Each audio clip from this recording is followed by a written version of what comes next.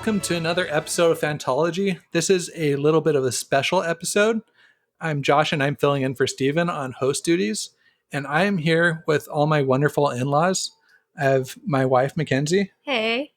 I have Mackenzie's brother and my brother-in-law, Preston. Hi. And I have Preston's wife, Brooklyn. Hi. So we're all kind of on a little family tree here. And this is appropriate because they are the only reason that I have now listened to or watched Avatar. Yeah, my family has all watched it and talk very highly of it. And so finally Josh and I were like, okay, we need to watch this so we can be part of the conversation. So we finally watched it. I mean, it got to the point where I don't think we were even welcome at family reunions because we can participate in 3/4 of the conversation, which was all centered around Avatar. How many times I said, wait, you still haven't seen it? You still haven't seen it? Yeah. As we shouted no spoilers and ran out because we knew we would eventually watch it. You have to watch Avatar. In your defense, I will say that for a lot of people, because it's an animated series, people don't usually give it the weight that it really deserves. I think people are usually put off because they think, oh, it's just a kid's show. It's just an animated series. And it's hard for people to give it a chance and actually think and actually I don't know, take it seriously. Yeah. I have to admit, we were pretty skeptical going in because you guys had talked so highly of it. We were like, can't be man, our expectations, I don't know. I didn't think that they were going to meet what you guys had talked about because, yeah, being animated, and we didn't think we'd really get into it. So I was pleasantly surprised how good it was. Yeah, and I never really got into Avatar in the first wave of things. I think I was just a little too old for it. I know, Preston, you're older than me, but you had little siblings, which I did not have any little siblings. There's no excuse. I just have, I'm Preston's just immature. Because I actually am in our family. I'll claim this. I'm the OG. I'm the one who liked it first. So that's partially before Hayden. I started watching it when I was 17, and I'm 31 now. And so it was a long time ago. And Hayden started watching it with me. He's 8 years younger than me, so he would have been 9 years old when we started watching it together. I started watching it my first semester of college, and I think it was a little bit of trying to balance that. Am I an adult? Am I a kid? I would watch it on my downtime at my first college job. And when I had a disappointment in college, I wasn't able to do something I really wanted to do. I went home and I binged the last season of Avatar. And so I often associate it with that coming of age of becoming an independent adult. So that's always what I think of Avatar is when I first started watching it. Yeah, that's really cool. I think we can all agree that the last season is pretty bingeable. We're not doing spoilers yet, but Mackenzie and I for sure binged the last season. Oh yeah. Yeah, it was hard to stop watching. It's good. It's the best season. I think that they progressively get better. Yeah, I think that I just wasn't really watching Nickelodeon that much when I was 14. I think I was about 14 when the show came out. So I just wasn't really aware of it. I mean, I had friends that talked about it, but I just wasn't about to go back and watch a Nickelodeon show at the time, which I should have, had so many more years and so many more memes being understood and I missed out on that. So all the years wasted without Avatar. I know. So that's I think it's interesting because we all kind of had different stories coming to it. And I think that a lot more people are getting exposed to it because of Netflix's recent acquisition of I don't know if they acquired the property or what, but it's now streaming on Netflix. And so I think it's had a pretty big renewed interest just across the internet. It has a surge in popularity because the timing was perfect bringing it back on Netflix during the pandemic, with everybody being at home. This is a time when we could all have a reminder of our innocence and childhood and just simple, funny goodness. Yeah. And then also we have the time to binge on a good new show. It's so true, though. Revisit an old show. Everybody's I just want a distraction from reality, and Avatar is definitely a really good distraction. Yeah, and just getting like a tiny bit more political. Like it's really has a lot of themes that really relate to today's moment. It has a lot of like nationalism themes. It has kind of some totalitarianism. Totalitarianism. Yes, that. Totalitarianism. Yeah. It has a lot of those themes. It has a lot of empowerment for women in it. So relating to like the Me Too movement, and so I think we've all been kind of primed, or it's been a part of the national conversation. The themes that it really addresses, and have been a part of the conversation for a while now, and I think that's maybe another reason why it's really striking a chord. Absolutely. I think one of my favorite themes I think is applicable is kind of the us versus them. How going into the show, you feel like there's a really clear good guys and bad guys, and then that line blurs a little bit, and I feel like I can relate to that on a political level of really feeling like, there's a lot of polar opposites in our world today. Yeah, I agree. And so I think that it's just a really good opportunity to discuss those themes. I think that it's a good way to discuss those themes for parents with their kids too. I think if a parent sat down and watched this with a 10-year-old kid, it could be a good way to talk about kind of the harder conversations that we really should be having with our kids right now too. That's a big appeal of the show, is I feel like it reaches across the age groups a little bit. I feel like there's something for almost everybody. Our Totally. 3-year-old really likes watching Airbend, so. Okay, we were also just joined by Mackenzie's other brother, Branson.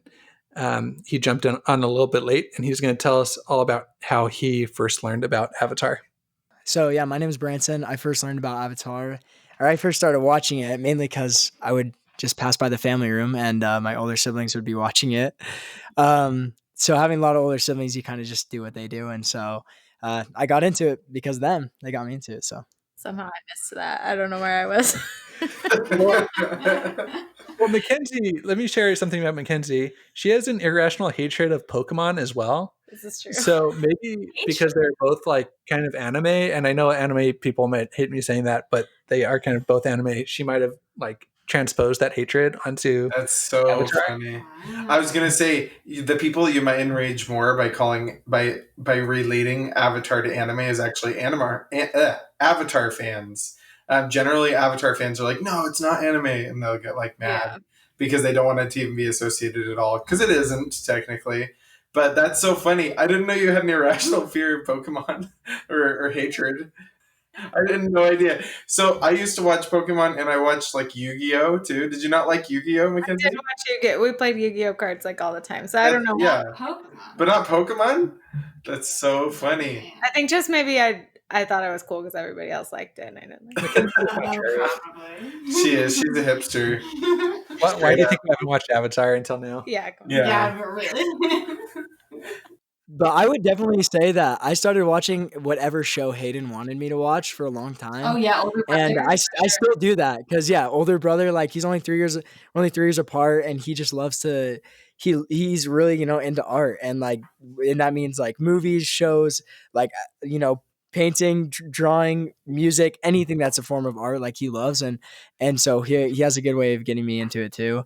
And so I think that was it. It's just one of the shows that we watched together. So The best kind of recommendation we can give for Avatar is, so far we've had 3 generations kind of from baby boomers down to Gen Z have all liked Avatar and have all found reasons to like it and things to relate to in it. So I think that it's a show that pretty much anybody can enjoy if they're willing to put the time into watching it. Probably one of the hardest things about getting people to get into it, and I know that we said that we were going to talk about criticisms too much, but it's just one of the hardest things about getting people into it is getting them to see through season 1. Season 1 is good, but we talked a little bit about this earlier, that they're still trying to figure out and solidify their character arc and where everybody's going and what the story is going to end up as. And so it's a little bit more difficult to get into it with the beginning, because it does feel more of that kids show feel in the first season. at least in the first half of the first season, I'd say. Yeah, it definitely was harder for us to get through that. And also, I think that a big thing that was a struggle for me, at least, was there's just some things that come along with the medium. So I think that all of the art was really gorgeous. I think that they did an excellent job, but there are some things about the style that just kind of bug me. And I'm not trying to be like critical of the anime style. I'm just going to use the term anime broadly.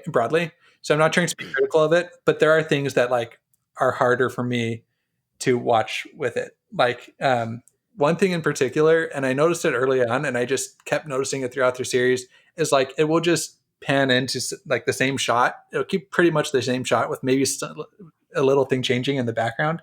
It'll just keep that for like 10 seconds, which takes some getting used to, I think. And so I think some people might watch the first few episodes and just like be put off by the medium. Especially right? because people who watch this, Yeah. like a lot of them haven't watched anything else like it. And so, Yeah. Interesting. And Josh, I have to agree like totally on that. I feel like, and Preston, what you said, when it comes to like the medium and when it comes to, you know, the way the show is in the first season and everything, you definitely need to almost like push through it. Like it's almost like something where you're like, okay, I need to give this show a shot and like push through that. And then it starts becoming interesting and then you're drawn in and grabbed in. But you know, you need to get through that stuff at the beginning, kind of get used to it, as you were saying, Josh. I guess I'm realizing, having grown up on Pokemon and having, I mean, I feel like I grew up on Avatar just because I've watched it for so many years, but I'm realizing now that for, you know, Americans, people who are used to Western style media, it is different. It is, you know, it's the jokes are different, the music is different, and the facial expressions are different, you know, and that can be a little bit of an adjustment. It's not necessarily that it's good or that it's bad. It's just, wow, this isn't what I was expecting. And it takes you a little bit to get into the world and to not be, to get sucked into it, you know, it takes a little bit of time to do that. yeah, for sure. Yeah. So I think that if you're immediately turned off by the art style, I think that still the story and the character work and a lot of the things that we're going to discuss are done exceptionally well. So if you can get through it, I think you're going to get some pretty big payoff. But if you don't enjoy it, you don't enjoy it, right? Like the medium might be enough to turn you off from it, and I don't think that that's necessarily a bad thing. I'm glad we pushed through. Yeah. It would be very interesting to get somebody on here who like watched the whole show and adamantly hates it. Yeah, I don't know if I've ever met or heard of anybody like that, but they probably exist.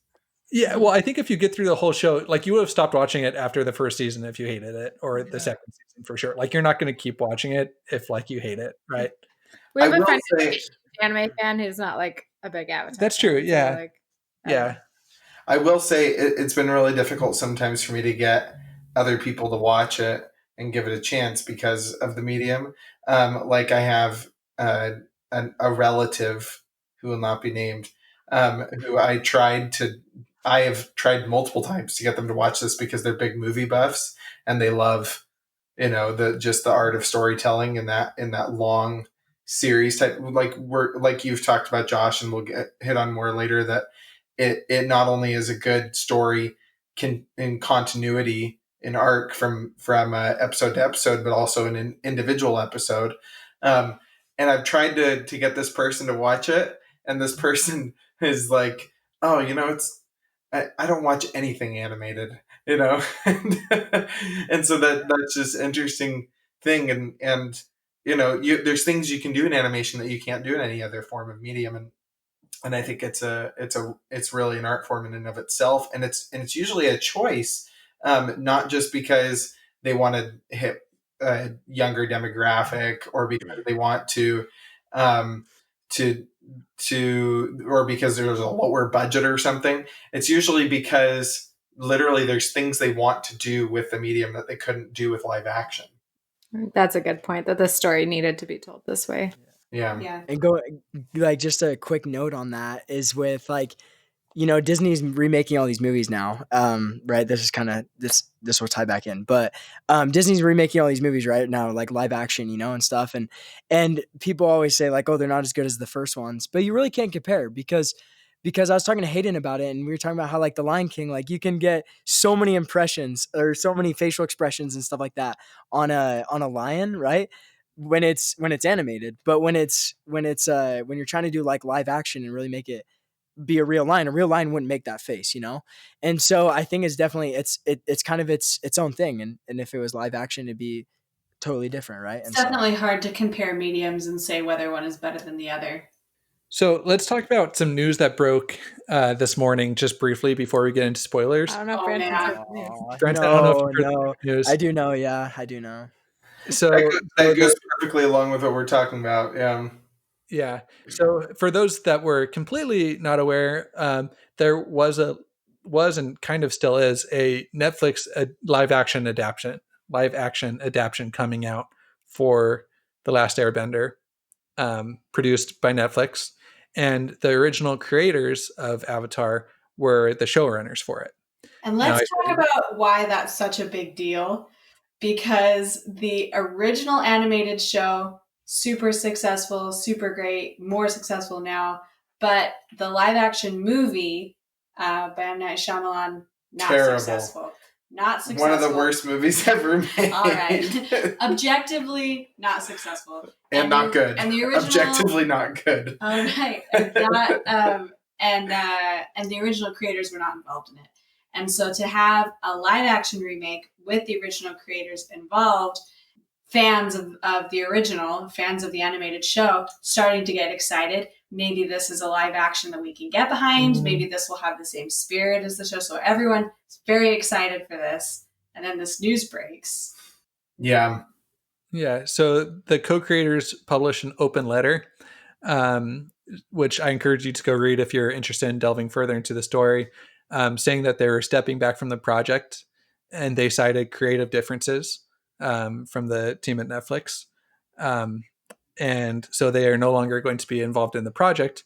However, it sounds like the project is still moving forward, from what I understand.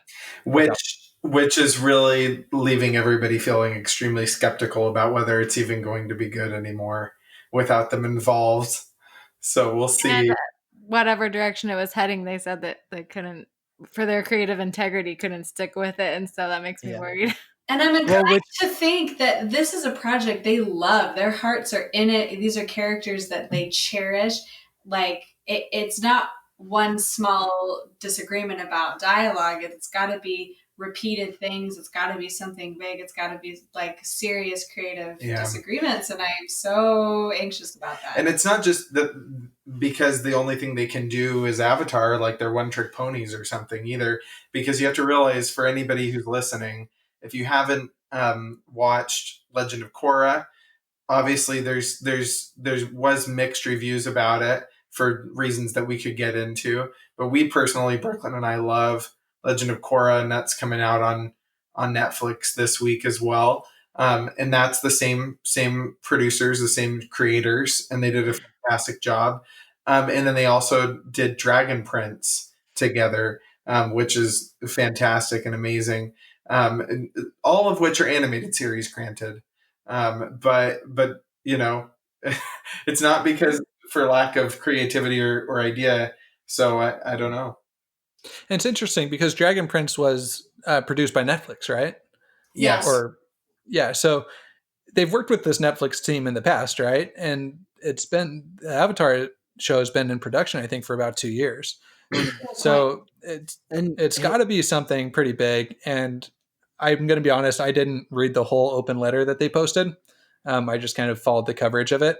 So I don't want to speak to what I'm not reading firsthand, but I encourage anybody that's interested in finding more about the story to go read the letter that they published firsthand and get the news and develop your opinions through that. So there's not much beyond the letter right now. It's just kind of a letter.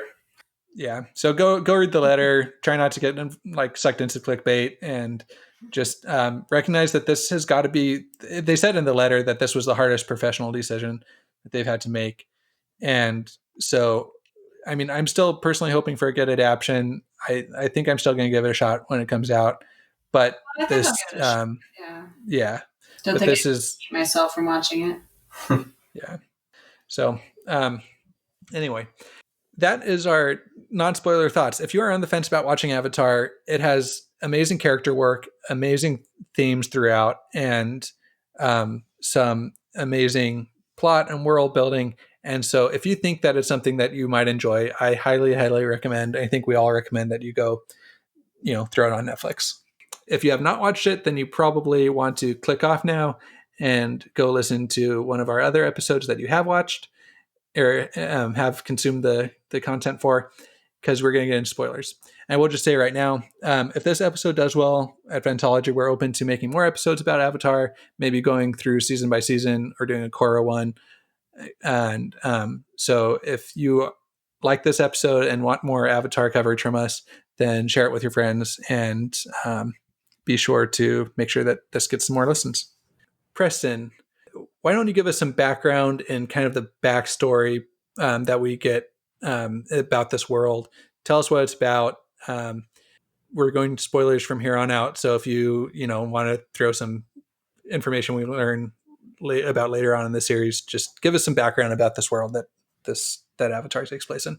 All right. Well, long ago, the Four Nations. I'm just kidding. It's so part of the fun of Avatar is that it literally takes place in a different world. It's not necessarily planet Earth. It's just an Earth-like world, where there are 4 different nations that represent each element.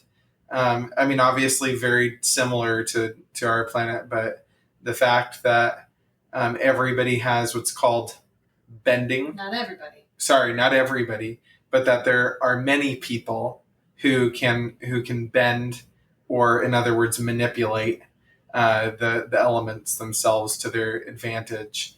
And so you have everyone. Each nation only has one of those elemental bending abilities, whereas only one person, the Avatar, has all 4. I literally should just say at the beginning. Only the Avatar, master of all 4 elements. So he's the only one. He or she is the only one that could. But the Avatar is somebody who's reincarnated.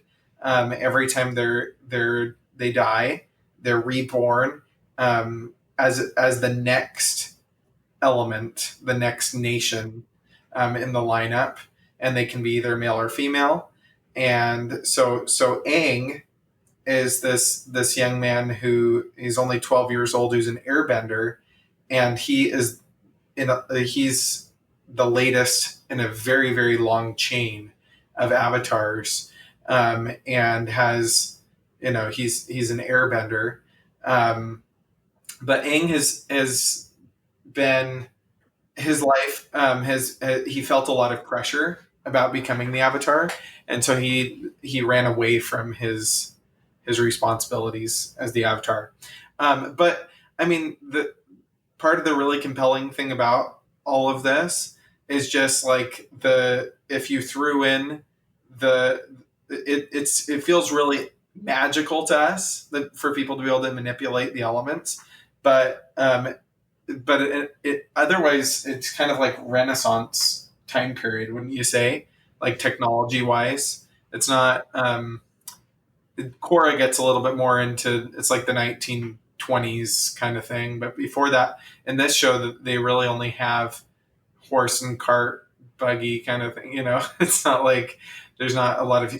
It's still sword and shield, and some of the fun things that they do are really like they get into more inventions and science and everything, but it's pretty Renaissance otherwise, as far as the technology that they have in this world.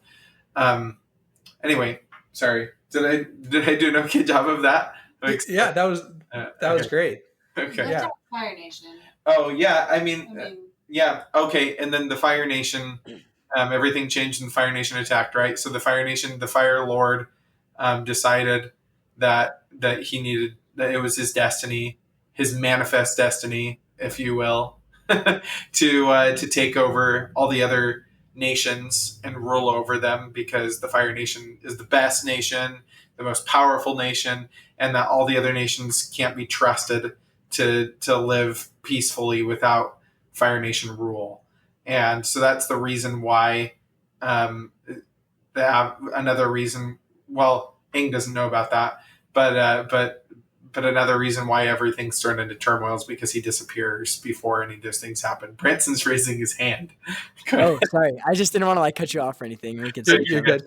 You're good. No, did you finish? I just wanted you to finish your thought. But I was totally just gonna add like because that was perfect, Preston. But yeah, and I was just gonna add that like he's just like the Avatar's purpose, right? Like the main reason that there's someone that can hold all four elements and can connect with what they would call the spirit world, right? There's like the spirits and there's like the natural world, the material world, and stuff like that, right? And so what? Don't get into Korra spoilers though.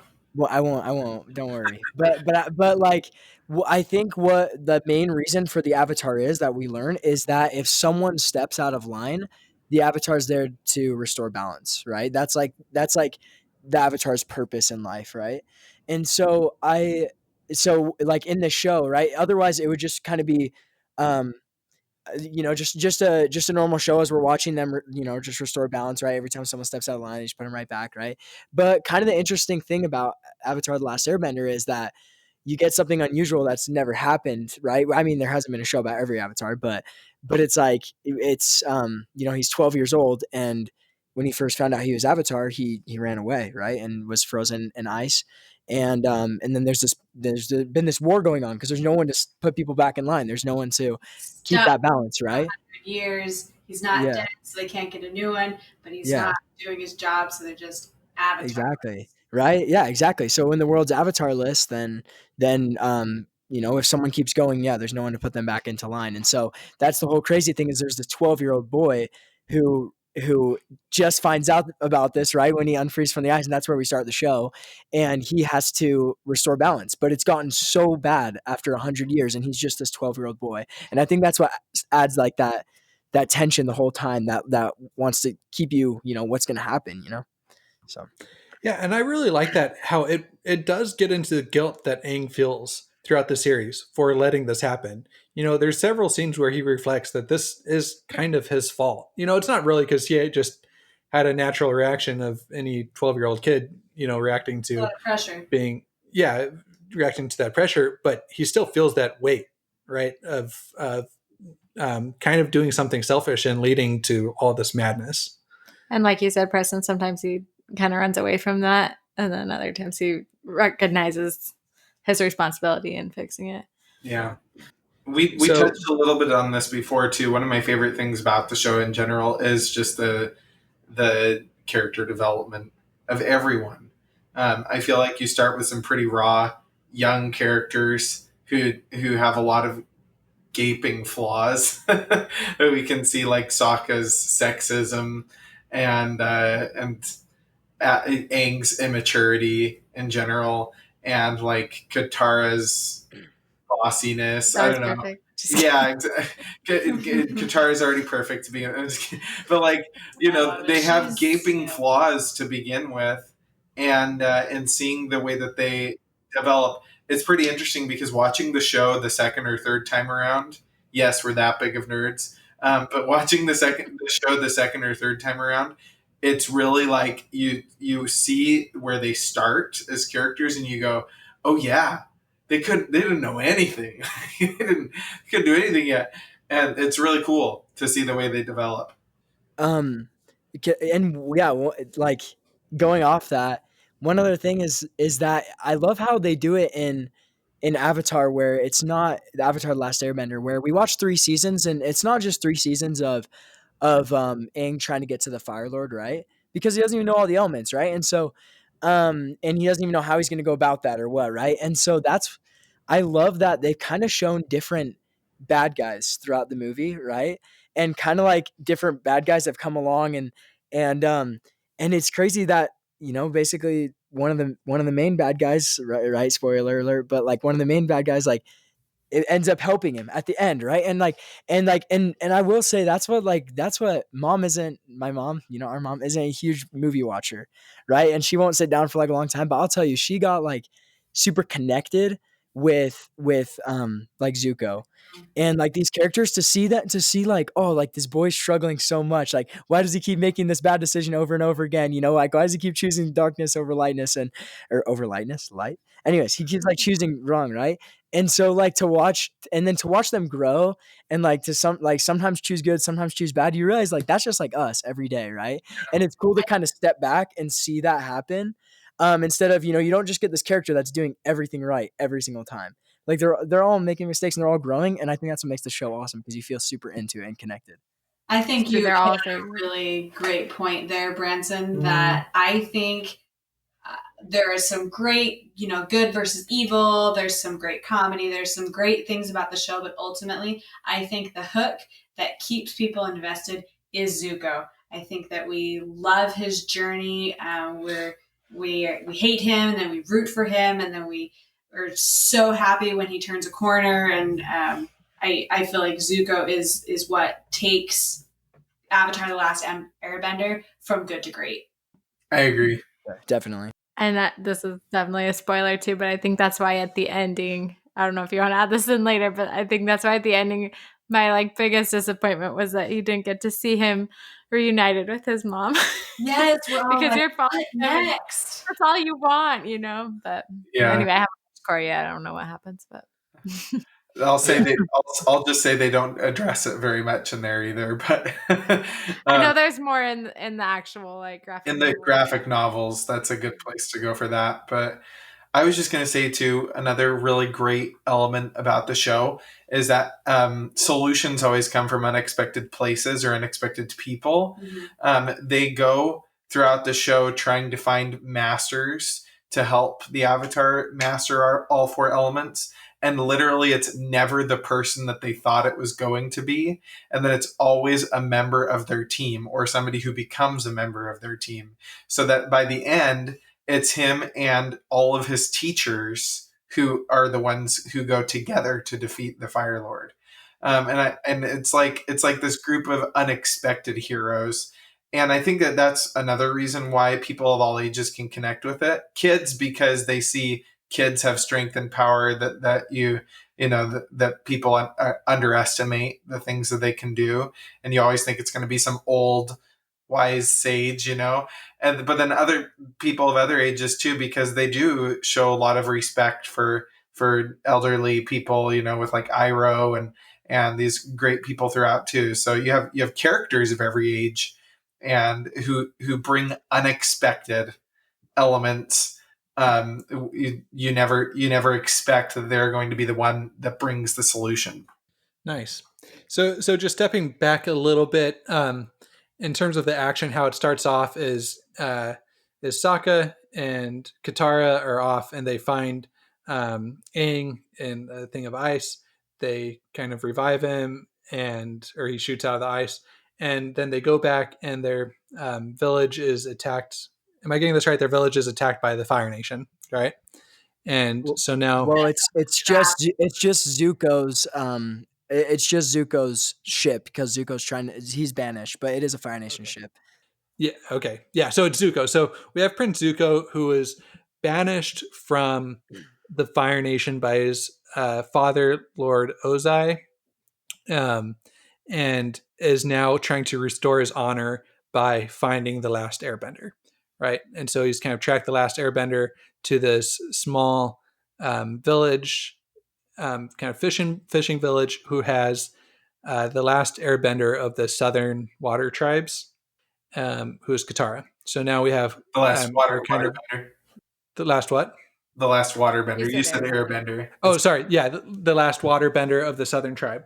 So now we have our first initial gang of Katara and Sokka, her brother, and Aang, who are setting off to try and help Aang, like you guys mentioned before, And master all the other three elements. And we can't forget that every avatar has an animal. They're an animal with them. It's just kind of part of the story. The Korra has one, and the avatar before Aang, Avatar Roku, was a firebender. He had a dragon. So what Aang has, and in the show, almost every animal is mixed with another animal. which you'll see a lot. There's like platypus bears and lion turtles and other things, right? You have to see almost every animal because there's like the random bear. Yeah, the duck turtle. Turtle duck? Yeah, the turtle ducks are my Yeah. favorite. Yeah. I love those. So, so like Aang, is the bear. So cool. so Aang has a sky bison, and so it's like this giant 6-legged bison that can fly, and that they use that as their transportation to kind of get around the Yeah, he's world. definitely part of the team. Core of the show, Appa, Yeah. backbone. Appa is the backbone. He's the R2D2 of Avatar: The Last Airbender. That's a really good comparison because if R2D2 wasn't around, everybody would have died, and he's like the unsung hero. He saves their lives every single time. So many times. It's so true. If Appa wasn't around, they would have all died many times. He doesn't. Oh yeah, he doesn't. I was sad that Appa didn't have like an ending moment to shine. You know, like Momo got one, but like Appa didn't have one. No. So Justice for Appa. Justice for Appa. Yes. And so the first book is called Water. So the first kind of series, or they call them books, is them trying to make it to the Northern Water Tribe so that they can Aang and Katara can learn from a master waterbender. And so that's kind of the general premise of the first season. Defeating sexism. What's that? I said defeating sexism is like a major theme of the whole first season. I feel like culminating with meeting the master of the Northern Water Tribe. Right. And they have some side quests, one of which, so here's kind of the first criticism that I want to point out that I have, is that there are a few episodes where they go into the spirit, like that Aang is supposed to also be the kind of, what's the word? The connection to the spirit realm, right? And so they have one episode where he goes and protects the town from this spirit realm kind of monster who had been plaguing them. And there's a few other times in the series where he does something similar. But I thought that this was something that they could have addressed a little bit more and had more of in the show if this was really, and I know that I think it's more part of Korra, right? Yes. Right. So I think that they had this idea, and I really like the idea, right? That that the Avatar is both a mediator of the physical, like nations, and of the spiritual realm. But I wish that they would have either had more of it or just mentioned it, but didn't have really any of it. I guess I wish that they would have picked a lane. We thought it was going to come in more. Yeah, like I thought it was going to have. Like you said, they touch more on it in Korra. And in all honesty, it's one of the best elements of Korra is the fact that there's more to do with the whole premise of why that is the case. I think that's a valid criticism, Josh, and I think that is why it's more in Korra's, because they wanted to do more with it and they didn't in Last Airbender. Yeah. Although you do kind of get a really cool thing with him with it. I can't remember what the guy with a million faces is called. Ko. Do you remember what his name is? Ko. His name's Ko. Ko, yeah. That whole thing is actually kind of a cool thing that happens, but yeah. But anyway. Yeah, just seemed like a random I can see that, like, because I've watched it so many times now, and The Legend of Korra twice now, and so I can see where it would be like now that I'm thinking about it, like watching it for the first time, being like, okay, like what is the spirit world stuff, and then wait, the spirit world and the Avatar state thing and the physical world and like all these things, right? Is like it's kind of interesting. So I can definitely see where you're coming from. I do also want to say though, like when you're mentioning the side quest stuff, Josh, is that it almost feels like fun and playful sometimes where you're like, okay, like what's the point they're trying to get to, whatever, we're just watching them go on little adventures. But every single time, because that's what mom and dad thought when we were watching it the first time with them just a month ago, and they I think it was hard for them to get into it because they're like, okay, we're just watching these little like 12, 13-year-old, 14-year-old people just do activities, right? And but it's interesting because every single time you learn something more about either one of the characters or about the spirit world or about the Avatar state or about like the whole meaning behind it or something more about kind of the universe of Avatar. And I think that's really cool. And definitely it's really cool how they did that. They made it like really entertaining, but also just little times you just, you find out more about this person, more about this character, and it goes deeper into this. And I really like And that I about the show. submit that the whole point of their journey is for Aang to learn to master the elements, but I don't think that he would have been able to become the Avatar he needed to be to defeat the Fire Lord if he hadn't also gotten to know the people that he needed to save. If he didn't also get to know Zuko, if he didn't also get to discover his demons and his weaknesses. I think it's all part of his journey, although he doesn't necessarily know it at the time. Could he have been able to master earthbending if he hadn't hadn't seen Boomy again, et cetera, et cetera. I think that it's more than just exciting, fun activities. I think that they're crucial to his development as an Avatar. And yeah, go ahead, Preston. No, you go. I was going to say, I think the first season would be more enjoyable to watch again, knowing how all those pieces would tie together. Yeah. A few things about that. I was going to say, kind of like when you watch, I'm sorry, I'm comparing it to Star Wars again because I'm a huge Star Wars fan, but like Star Wars Episode 4, A New Hope, you had George Lucas touched on the universe that he wanted to in some ways, but you probably would have walked away from that movie watching the lightsaber fight at the end with Obi-Wan Kenobi and Darth Vader and going, why didn't we have more of that? Like where's that from? And like more of this Jedi lore and stuff. And why is that not there? And then they were given the opportunity to flesh out that universe a little bit more. And I feel like the writers of Avatar, it was similar. They were able to delve more into the lore of the background of their universe, but only to a certain degree. They had to wrap things up at some point and then move on to other stories. I can't remember who it was who said that like a story is never complete or perfected, but rather abandoned. And this is a similar thing with that. I like that. It leaves a lot for you to still think about. And it didn't go on too long.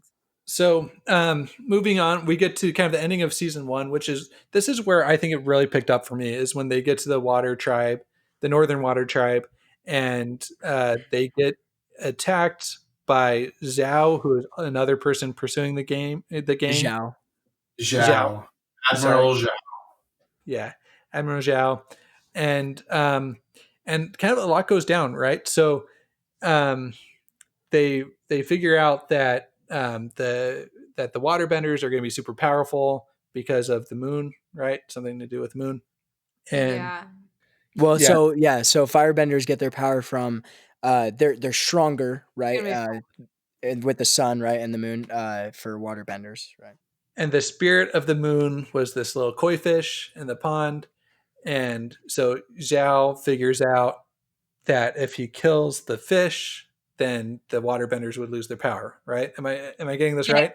Yeah. The spirit of the moon is incarnated in this fish. So by killing the fish, you kill the spirit of the moon, which is a little bit abstract for our Western minds. But yeah, he wants to kill the moon so that he can defeat the waterbenders. But I thought it was a really good, it is a little abstract, but at the same time, it is really I don't know. It's just really cool to see. So cool.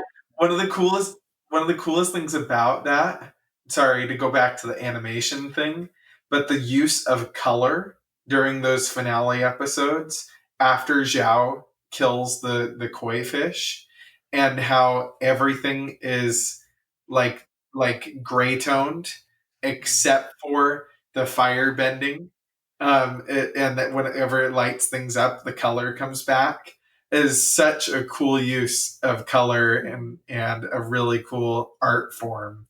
Anyway, those are really cool episodes because it shows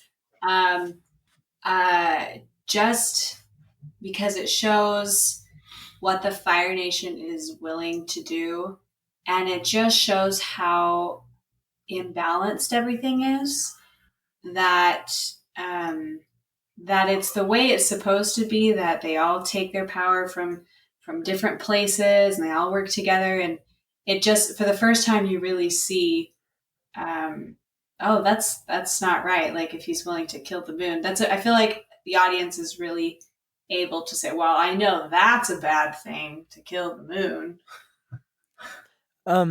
Yeah, and Josh, can I kind of say something along this finale of the first season? Yeah. Like okay, so it really helps you notice that kind of what Brooklyn was saying, like kind of, man trying to deal with the spirits and to try and get all this power and take over other things and take power from other things to bring it on themselves, right? And have the power. And I think it's just so cool because you get this scene in every show where it's that last moment where you think no one's where you think good, the good side is done, right? You think they're over, right? But then they prevail, right? Unless we're talking about Infinity War, then no, I'm just kidding. But so anyways, but you get the scene in most movies, right? It's a classic thing where you get that really last moment where you're like, this is over for the good side. How are they ever going to win from this? And then they do, right? And so you kind of see that in this first season, and it kind of is a reoccurring thing throughout the show that you're like, okay, no matter how bad man can be, or no matter how bad these people are stepping out of line and trying to gain this much power and take over other people and step on other people, that the light always prevails, that like the good will always like come back and restore it. And it's just so cool to see that in the first season, to see Aang with the spirits go into the avatar state and like kind of restore this and help win that battle, because you just realize you're like, okay, no matter how bad that man is going to be, no matter how manipulative and all these things, like the light is going to put out that darkness. I don't know, it's cool to see. With that, I felt like throughout the whole show, like good always prevails by being good, and you see that in the end for sure with how Aang defeats the Fire Lord, that they don't ever sacrifice their values to overcome the bad side. That is great. And coming up with new ways to do things, to learning things from the past, the way things have been done before, but then also learning your own way to accomplish, to bring about good as well. Bringing your own personality to the table. So Sokka's girlfriend becomes the moon, and we get one of the most memed things from Avatar. And it was a great finale. And this was honestly where I was sold on the show. Like I always knew I was going to watch it because I'm kind of a completionist. So I knew once we started that I was going to finish one way or the other. But after the finale of the first season was when I was like really sold on the show, I think. I agree. So let's move on. Let's go through season 2 a little bit quicker. I really like season 2. It maybe was kind of a more filler season. I don't know. What do you guys think? So I disagree about it being a filler season. I actually think that like I said before, for me, it's like season 1 is good, season 2 is better, season 3 is best. So that's what I think. Me too. I would agree, and like with Preston. And kind of why I get that is because in the second season, we really start to become connected to these characters. I feel like we start to see them in a different light, to where we're like, oh, and we kind of see why they would make the decisions they make, and then kind of wish they would make other decisions sometimes, and kind of, and then it's interesting to like watch them, and you almost feel like you're part of their life. And so Yeah. we see, and like I would kind of say Zuko, like a lot for me in the second season, as we watch him, um we we watch him in the second season realize that like what he like that his dad doesn't really, that even if he got the avatar, like, and he's still questioning this the whole time, that his dad, um would he ever actually let him home? Does he ever actually even love him? Like, is his love just based on getting the avatar, or does he not want him around? What is it, right? And we start to like see this, and he just really hopes his father will love him, right? And his dad's a bad dude, and so is his sister. And so I think and then we start to see Zuko's sister, right, Azula, Which who's is an also awesome introduction. Oh, yeah. She's Yeah. one of the coolest characters. yeah, I was gonna say too, it's hard to imagine after watching the whole show, imagine any of the show without Toph. Oh yeah. And yet Toph is introduced in season 2. She's And not what- even in season 1 at all. And what a great character she is. I know for me, one of the very first times, if not the first time, I ever saw a character whose disability was not a weakness. She never lets anybody feel sorry for her blindness. It's her strength. It's her. It's what makes her unique and special. It's never anything that ties her down. And that was so cool to me to see that, and it gave me a different perspective on people who are different than me. So she's super important even outside of the realm of the story. Yeah, I was so happy that they didn't heal Toph's blindness, because that's a really big kind of thing. It's one of my least favorite archetypes, or tropes, I should say, is a better word for it, in fantasy, is that disabilities will get healed at the end of the story. And it's always irked me, because like that's part of that character, right? And Mhm. so I was really happy that they didn't do that with Toph, that they kept her her Herself. disability, and it became part of herself, and it was part of her identity, and it also helped her. It helped her, right? It was her strength, and that's what made her connected to the earth in a way that other people weren't able to be, and what made her a real master of earthbending. I was just gonna say with Toph too, I feel like even though Zuko's technically the foil to Aang, I feel like Toph is actually kind of a really good foil for Aang too, because you have this person who comes in who's very much striving for independence. She has to rely on other people to a degree, but she wants to be independent. She wants everybody to see her as independent. She wants to be seen as strong and and whereas Aang, he's very much about the team. He's like, we're all working together. And he actually, if you watch through the show, he has a hard time doing anything by himself. He has a hard time not pulling other people into it. And so for the two of them, they learn how they play off of each other a ton, where she calls him Twinkle Toes. She makes fun of him. She doesn't really actually like want to work with him at first at all. And he, whereas, like I said, he doesn't really want to work alone. And then you watch them learn to work together. And there's actually more shots throughout the show of the two of them bending together than anybody else. The two of them like have this sync when they earthbend together, and it's incredible. And then at the end of the show, Toph is the one who ends up being a team player and learning to work with everybody else. And Aang is the one who has to go off by himself to defeat the Fire Lord and That's so go good. away from all those things. So it's like so cool. I think Toph's such an important element in the show because of that. That's love so that. good, Preston. I I love that. I want to can I talk about a specific episode in season 2 that is probably one of my favorite episodes? Well, I don't know. It's really good though.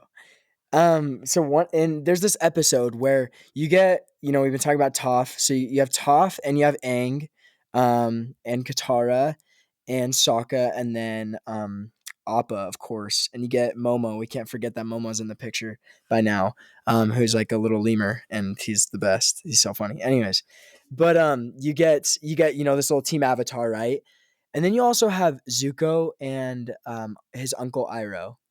Who yeah, and you never, when there's a part where Zuko leaves his uncle and he says, I need to find my own way, because they're ashamed of their family, and he doesn't really know what he wants to do with his life anymore, and he's still trying to decide his feelings and what direction he wants to go in, and he says, I need to find my own path, right? And at that point you just like, your heart is just like, no, like stay with your uncle, because your uncle is like, he loves you so much and wants to care about you and stuff, and you're like, but no, he needs to find his own way.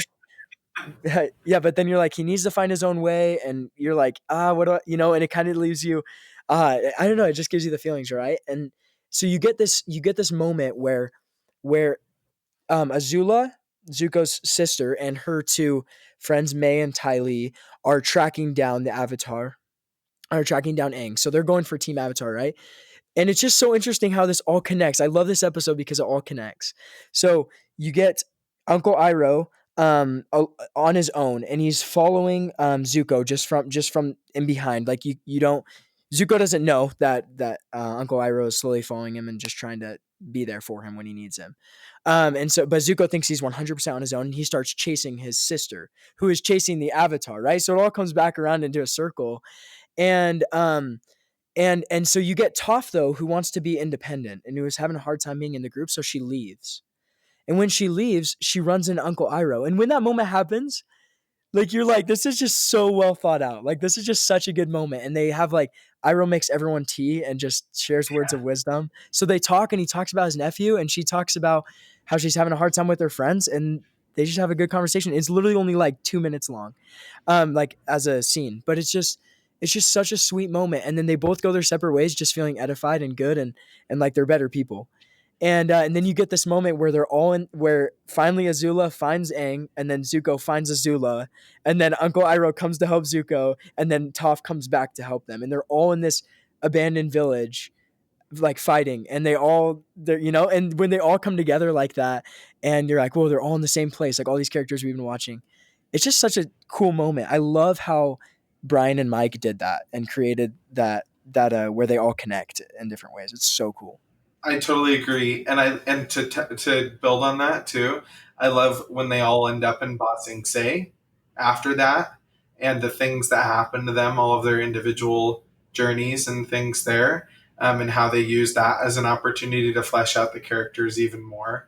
I think that it's really interesting that that you kind of talked about, Josh, that could be one of the elements that makes it feel like a filler season, but at the same time, it actually what kind of a show do you get where they get an opportunity the characters get an opportunity to just slow down and think about what they really stand for, each one of them individually.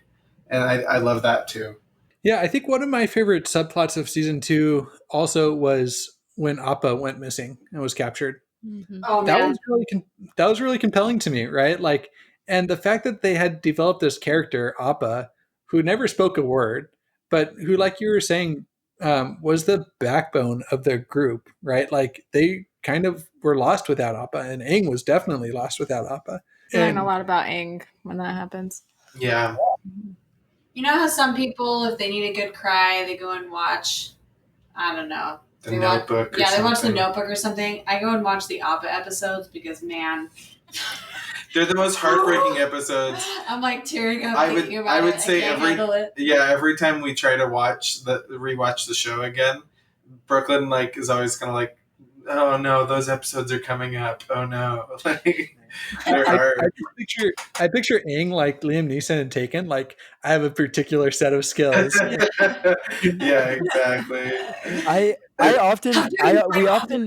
We start to see Aang in a different light right there, because it's like if you were to take a 4-year-old or a 6-year-old or something, like, away their toy, and they just like cry and they were so attached to you or something like that. And of course, Appa's not a toy, like, and they all have real feelings and stuff. But we start to see Aang, like this 12-year-old boy, just so upset that Appa's gone, and he's going, like, he's going crazy. Like, that's all he wants is Appa back, and he forgets about everything else. And it's just so interesting to see that. You learn a lot about Aang, right? I also think you learned so much about Katara then too, and her relationship with Aang and how she handles his emotions. I loved watching that, just how she was able to stay positive and like lead the group through that, but at the same time help Aang feel heard. Absolutely. Yeah, Katara for sure validated Aang and like his emotions then.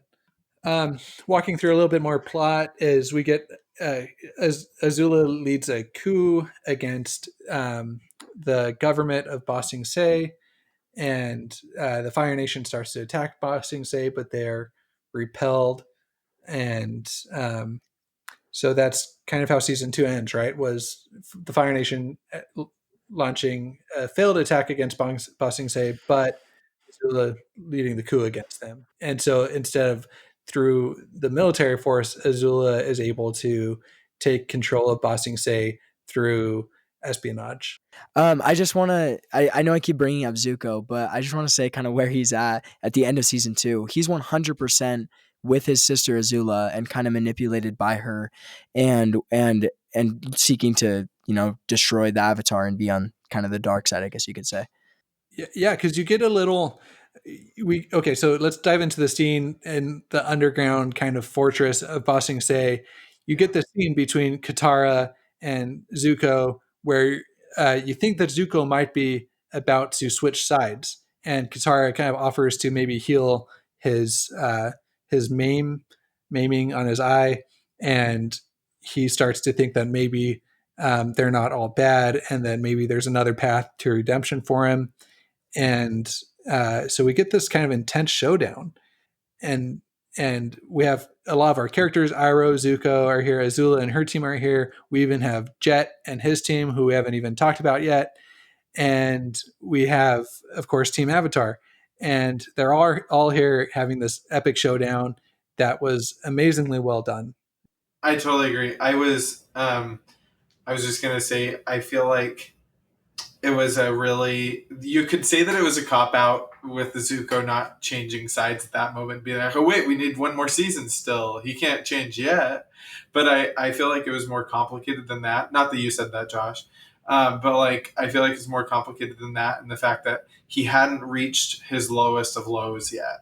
Like Zuko had to lose everything before he was willing to actually see the error of his ways and become humble enough to go and join the gang. I'm actually going to disagree with you there, Kristen, because actually in season 3, it is when Zuko is welcomed back into the Fire Nation. It's when he finally has everything he thought he wanted. And realizes he's not happy. Father. He's accepted. It's when he realizes that his father's validation isn't enough, and that he will never love himself if he doesn't do the right thing, because he spends the entire show up to that point doing everything for somebody else's acceptance, and he needs to accept himself. So I think that it was impossible for him to follow Katara in that moment, because he still didn't accept himself. He still sought his father's validation, and he needed to get to the point where he didn't need it anymore. I totally agree. It's so probably a combination of both, because he also, in a sense, loses everything because he loses his relationship with his uncle, which was the most important element, one of the most important elements of his life, and also just loses respect from a lot of people because of the choices that he makes. And so, when he's left with the emptiness of not really having any meaningful relationships left, but having all the accolades that he's dreamed of, then seeing that really doesn't bring him true happiness anyway. So I have some thoughts for Zuko's redemption, but I'm going to save them for a little bit of our conversation about season 3. But so I thought, one issue I had with it is we get this build up that the only time that the Avatar can die is in the Avatar state, right? That's kind of built up. But the only time that comes into effect really is at the ending of season 2. And jumping ahead to the very last battle when he's fighting the Fire Lord, he's never really in that much danger when he's fighting the Fire Lord. We'll talk about that battle a little bit more later on. But the only time we're really super worried about Aang and his mortality is at the ending of season 2 when Azula strikes him with lightning in his back. Well, just to touch on that for a sec. I'm sorry. Go ahead. You're fine, Preston. I was just going to say it's not that we're worried about Aang's mortality. We're worried about the Avatar being able to be passed on again, and the Avatar chain being broken. That's the only way the Avatar chain can be broken, is if he's killed in the Avatar state. He can technically be killed at any time besides that. So he does find himself in mortal danger other times during the show. We're just worried about the ending of the Avatar chain itself. Okay. Thanks for the clarification. Yeah. Thanks for that. But I think the point kind of still stands, where I feel like this was kind of a thing that at least maybe I just built it up more in my head, but I thought it was going to become more of an issue. And the only time that whole weakness that Aang has, or that the Avatar has, was really exploited was at the ending of season 2, and it was kind of resolved off screen, almost kind of in between seasons, where we see Katara kind of healing him with her holy water. But then by the time season 3 starts, he's, I don't know, maybe a little injured, but he's back to being okay. I think that might have been more dramatic if we had not been like binging it. Maybe. If we had to wait and see what happened. Yeah, that was a good point. The wait between season 2 and season 3 was pretty long. And it was like people were like, oh my goodness, is Aang going to ever be able to go into the Avatar state again? And how the heck is he going to defeat the Fire Lord without that ability? So Game of Thrones spoilers, but maybe this is me having to wait for in between seasons 6 and 7 of Game of Thrones versus people that was just binging Game of Thrones. If you're a Game of Thrones fan, you'll know what I mean. But I think I can kind of understand that, because that wait was terrible when we didn't know what was going to be resolved. But for people that were binging it, they just wait 30 seconds until the next episode starts to find out. Or another good comparison would be like Sherlock too. Right. Yeah. Yeah. Like when Sherlock. Yeah. Let's not do spoilers for Sherlock, but yeah. Yeah, but for sure. Okay. All right. Okay. So any other thoughts on season 2? It's good to move on. I remember being a little bit, it's hard to put my finger on it. I want to say let down a little bit. I guess I wanted a little bit more, I wanted more consequences to Azula hitting him with lightning. I guess I kind of felt like, dude, you don't walk away from that, you know? Yeah. I remember feeling like, oh, I guess he's fine, you know? Yeah. And like his chakra blocked or whatever, but that's not because of Azula. So I guess I felt a little bit disappointed in that. I thought it was really kind of a powerful thing, though, for Katara's character development, that she had to make the choice to use that water on him in that moment, rather than use that she was just about to give to somebody else. And the like, what if she had used it on Zuko, and then, you know, kind of a thing. I thought that was really, good thing we got out of that kind of a thing. But I also feel like that's very much a moment for Aang, which is like a coming of age moment for him. I mean, it's a horrible coming of age, but like it's very much Aang is not a kid anymore, because he has been through major trauma now, not only a near death situation, like literally died, and so it's a really coming of age thing for him. Where so that when we transition into season 3, we know that like he's been through some stuff now, you know, like when he wakes invincible. Yeah, he's not invincible. He's not this innocent, playful, fun little kid anymore as he was. He knows that this is a serious thing. And when he wakes up on that Fire Nation ship at the beginning of season 3 and his hair's grown out and he's got a big old scar on his back and he's got bags under his eyes, you're like, oh my goodness, Aang has done some growing up in a hard way. Yeah, I agree. The last thought on season 2 I had was I really appreciate the world building in season 2. I thought that they took time to really flesh it out through getting exposed to Ba Sing Se and through traveling throughout the Earth Kingdom. And I just felt like it became a world versus a path, if that makes sense. Totally. Like I felt like season 1 was a path that they were traveling down, whereas I felt season 2 was a world that they were exploring. That's great. Yeah. Okay, so let's move on to season 3, and we're going to skip through kind of the some of the plot points at the beginning so that we can talk about the ending more. But so they go and they spend a lot of time in the Fire Nation in season 3, and we start to get the idea that the Fire Nation is more. It's not just like made of evil people, right? Yeah. Like that. There's actual, school. Like Aang goes and spends some time in a school. And they go and they play some tricks on the residents. They even liberate a little village from kind of like tyrannical oppression with the factory and dance party. They have a dance. Yeah, they have a footloose moment. Have a footloose moment, exactly. I was going to say, in regards to that, if you go back and rewatch the show, I don't know if that was actually a plot point that they intended, was to humanize the Fire Nation either. And because when you watch the first two seasons, Fire Nation soldiers all look the same. They all have the same voice. They're all just very much like the brutish, evil, faceless guy with the mask on or whatever, or they're dumb, or they're, you know. Whereas when you get into season 3 and they go to the villages, you start to see, you know, there's a sword master who teaches Sokka. There's these kids that are just like them. They might do things really differently. It literally is like traveling to the other side of the world. Whenever when we watched season 3 this last time around, I told Brooklyn, because we lived in China for 3 months in 2018.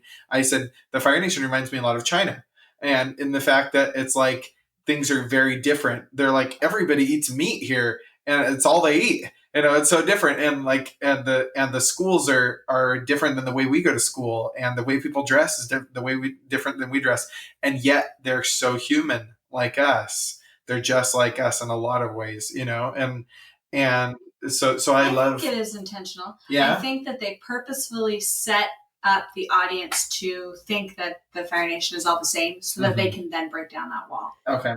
Can I add a few things to the storyline here? Just that, like, one like kind of hard moment for me is that, because I was thinking this the whole time. So so in the second season, they're going to they go to Ba Sing Se, but the reason they go to Ba Sing Se is because they find out about this day called the Day of Black Sun, right? Which is when there's this solar eclipse that that the sun isn't shining because it's blocked. And so the Fire Nation won't have power. So therefore they can go in and, invade the Fire Nation, and they can win. That's like their one shot at winning the war, right? So they go to Ba Sing Se to make that happen, and it's a complete fail, right? And that's where we end season 2, right? But then in season 3, you get this classic moment where we start getting everybody that we've seen in the show so far. Not everybody, of course, but a lot of major people in the show so far that have made a difference in Aang's life and in the life of the lives of Team Avatar. And they start to come together, and they're like, okay, this is all we got. Like, this is us. And even though we're small, like, we're going to do as much as we can. And then, and it's crazy for me, because I don't know about you guys, but the first time watching it, you're like, okay, like they're invading, right? The Day of Black Sun, like, but it's only like the 3rd or 4th episode of the season or whatever it is, right? And of the 3rd season, you're a little confused. And it starts to go so well, right? Really well. And then, you find out that the Fire Nation knew about it the whole time. And Azula's there, and everything. And it's just, yeah. And Ozai's gone. Yeah. Yeah. Yeah, it's so true, because that is kind of the feeling that you get when you start that, because you're like, are they going to finish the show really quickly here? What's going to happen? And you don't see that big twist coming. It's true. But then you also feel super disappointed with them when it didn't work out. You're like, oh, what are they gonna do now? They've been building up the whole show, to this invasion, and then you're like, wait a second. Yeah. Yeah. Well, and I have to say that they keep cutting off people. Like at the end of the second season, you're like, okay, so you don't have the whole Earth Kingdom to help them. That was a fail. And then you're like, okay, good thing they got this group of people. And then by the end of that episode, then you literally just have Team Avatar again, and then a few of the older people and stuff that went back to the Air Temple with them. So that makes it so interesting, because they keep making it smaller and smaller again, even though they kept trying to make it bigger. That's true. I think that this was the best part of the show for me, was the failure to invade the Fire Nation. I think that it really gave the show a lot of heart. I think it gave them a chance to kind of reset and have the ending that they needed to have, with them rebanding as a team, and developing and finish developing their relationships. And I just thought it was wonderful, a wonderful and brave decision to make from the showrunners. I think that was a really brave thing to do for a kid's show, to have them fail so spectacularly and have some pretty big consequences for it. It was great. I totally agree. You also get the Fire Nation prison episodes as a consequence of it too, which are really good episodes. Yeah. Yeah. Mm-hmm. The only thing is that it's not until after this that Zuko turns sides, which we wish he had a little bit longer with them. Yeah. So So here, go ahead, Preston, because I'm going to go on a rant a little bit. Oh, it's Brooklyn. I was just saying, one of my biggest criticisms of the show is I want more of Zuko with Team Avatar. And I get why you can't, because so much of his journey is his process of getting there. But I want a whole other season with Zuko with them. I want to see more of Katara and Zuko, more of Toph and Zuko. Josh, can I say one thing before you say that? It's Yeah. what Brooklyn said. So kind of going along with that, Brooklyn, it reminded me that this failure of the invasion was crazy because you think it's Aang's day, right? You think it's Aang, like in his day to defeat the Fire Lord and for this to end, right? But it's Zuko's day to tell his dad that his dad is his dad's opinion isn't what makes him him and isn't what makes him successful. He is going to make his own destiny, make his own honor, do his own thing, and do good and do it actually. And I just love the moment when Zuko, you think it's supposed to be this epic battle with Aang killing the Fire Lord or whatever's supposed to happen, right? But it's Zuko telling his dad that, hey, I'm gonna follow my destiny, and my destiny is to help the Avatar kill you. And the Fire Lord's like, why don't you just kill me right now? As like fight me, whatever, right? And and he's like, that's the Avatar destiny. He's like, I know my destiny. And for him to say, I know my destiny in front of his dad and then to walk out, that moment, literally, that moment, it was one of the moments in the show that had me in tears. To see that happen was just amazing. And so you think it's supposed to be Aang's moment that day, but it's totally Zuko's day. Totally. The fact that he breaks away from an abusive relationship that he's been in his entire life. I thought it was a really powerful move by the writers of the show to not redeem Ozai either for us. That you see that some people are irredeemable while others are redeemable with Zuko, and the fact that he didn't have to hold on to an abusive relationship there either. So I love that. You're right, Branson. It's totally Zuko's day there. So I 100% agree with you guys. I love that moment with Zuko and Ozai. But I think that later on in the season, I'm forgetting how many episodes later, but it was revealed that when it was revealed that the Fire Nation was going to invade the Earth Kingdom and burn everything down, right? That they were basically just going to go destroy the whole world, right? And you get the Phoenix motif and all that. But I think that they undercut Zuko's development and his big moment with his dad by revealing that he made the decision to leave when he went to that war council and found out that they were going to go destroy mode on everything. Why do you say that? Yeah, explain. Well, because you get the whole feeling that, okay, Zuko's changing sides because now he knows his destiny. And now he's confident enough that he can not do what his dad wants, and he can follow his own destiny, right? And make his own destiny. And that was all really powerful. And everything that Branson said and that you said, Preston, is true. But then you find out that while what pushed him to that point wasn't really a moment of self-discovery, it was a moment of realizing that his dad was insane. I see where you're coming with this, Josh, but I would say that they are tied. Yeah. And I think that he hears the plan in the war council and he realizes in himself that that is not something that he can allow to happen. So it's like, my dad is insane and I can't continue to be in this room, figuratively in this room, and I need to do something else with my life. I'm not happy with this. I need to go and tell. I think that it is it's the catalyst to his decision. I don't think it necessarily undermines his self-discovery. Yeah, and just the whole element of having your paradigm challenged so much, and the cognitive dissonance of deciding whether you're on the right side or not. Him having to decide, because you're right, it was a pretty clear choice at that point, but it wasn't a clear choice for everybody. Azula, as insane as she might be, she felt like she's still on the right side here, and she's very much connected to Zuko and the choices that he makes, because she is an important element of the show, because she shows us what he could have become if he made different choices, I think, the whole time. And so just to challenge what you said, Josh, about there not being enough episodes of showing like Zuko's goodness and his adventures and stuff with them as a good guy. First of all, the graphic novels do a good job of covering a lot of that ground.